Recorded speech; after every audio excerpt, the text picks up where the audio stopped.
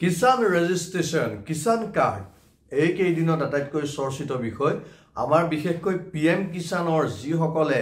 2000 টকা লাভ কৰি আছে বিশেষকৈ অসমৰ সেইসকলৰ বাবে এটা ডাঙৰ খবৰ সেইসকলে অনাগত দিনত পিএম কিষাণ কিস্তি পাবনে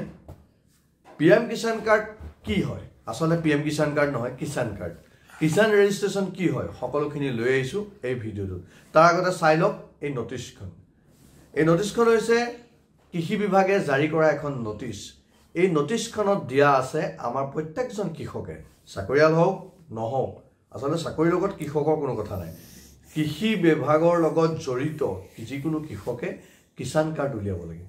এটা কিষাণ কাৰ্ড কেনেকৈ উলিয়াব সকলোখিনি প্ৰচেষ্টা মই জনাম তাৰ আগতে যিজন কৃষক সেইজনৰ থাকিব লাগিব এটা আধাৰ কাৰ্ড আধাৰ ৰেজিষ্টাৰ্ড মোবাইল নম্বৰ আৰু এখন জমাবন্দী আৰু জমাবন্দীখনত নিজৰ নাম থাকিব লাগিব কাৰোবাৰ দেউতাকৰ নাম আছে দেউতাকৰ নাম থাকিলে নহব যদি দেউতাকৰ নাম থাকে আপুনি নিজৰ নামলৈ উঠাই নিয়াটো ইমান সহজ নহয় নিজৰ নামলৈ মাটি এডোখৰ উঠোৱাটো ইমান সহজ নহয় অতি সোনকালে সেইবাবে আপোনাৰ যদি কেনেবাকৈ দেউতা জীৱিত আছে তেতিয়াহলে দেউতাকৰ নামতে কিষাণ কাৰ্ডখন বনাই লওক প্ৰথম কথা দ্বিতীয়তে যদিহে দেউতাক ঢুকালে তেতিয়াহলে আপুনি মাটি টুকুৰা নামজাৰি কৰি লওক তাৰ পিছত আপুনি কি কৰিব কিষাণ কাৰ্ড বনাব পাৰিব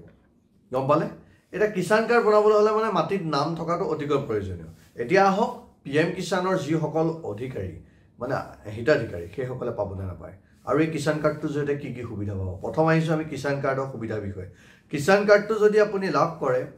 চেন্ট্ৰেল ষ্টেটৰ বিভিন্ন স্কিম লগতে কৃষিৰ লগত জড়িত বিভিন্ন ধৰণৰ সূচনা আপোনালোকে পাব দ্বিতীয়তে এই কিষাণ কাৰ্ডটো বনাবলৈ হলে কোনো দৰিদ্ৰ পৰিয়ালৰ বা কোনো ধনী ঘৰৰ তেনেকুৱা কোনো কথা নাই আৰু কিষাণ কাৰ্ডটো কেনেকৈ বনাব সকলোখিনি ষ্টেপছ মই কৈ আছো এতিয়া আহক এই কিষাণ কাৰ্ডটো কোনে কোনে বনাব পাৰিব গম পালে নিশ্চয় কৰিব পিএম কিষাণৰ হিতাধিকাৰী সকলে যদি কিষাণ কাৰ্ড বনাব নোৱাৰে কিয়নো জমাবন্দীৰ নাম থকা নথকা ওপৰত বহুত কথা থাকে পাছৰ পৰ্যায়ত তেওঁলোকৰ বাবে এটা অপচন দিব পাৰে এটা ক'ত বনাব পাৰিব যোৰহাট জিলাৰ যিখিনি কৃষি বিভাগ সেই কৃষি বিভাগে বিভিন্ন পঞ্চায়তত বিভিন্ন ধৰণৰ কেন্দ্ৰ খুলিছে তাত গৈ আপুনি প্ৰথম পৰ্যায়ত তিনটা পৰ্যায়ত হ'ব প্ৰথম পৰ্যায়ত আপুনি কিষাণ কাৰ্ড বনাব পাৰিব যেটো আৰম্ভ হৈছে আৰু 15 ডিসেম্বৰলৈকে চলি আছে এই 16 ডিসেম্বৰৰ পৰা 31 ডিসেম্বৰলৈকে দ্বিতীয় পৰ্যায় চলিব আৰু 1 জানুৱাৰীৰ পৰা 15 জানুৱাৰীলৈকে তৃতীয় পৰ্যায় চলিব আৰু পাছৰ পৰ্যায়ত আশা কৰিছো দ্বিতীয় পৰ্যায় বা তৃতীয় পৰ্যায়ত সিএসসি চেণ্টাৰখিনিক এই কিষাণ কাৰ্ড বনাবলৈ অনুমতি প্ৰদান কৰিব তেতিয়া আপোনালোকে ইজিলি যিকোনো সিএসসিত গৈ আপুনি কিষাণ কাৰ্ডটো বনাব পাৰিব এতিয়া কিন্তু সদ্যহতে যেটো ইউআৰএল আহিছে অসমৰ ইউআৰএলটো জাৰি কৰা নাই মানে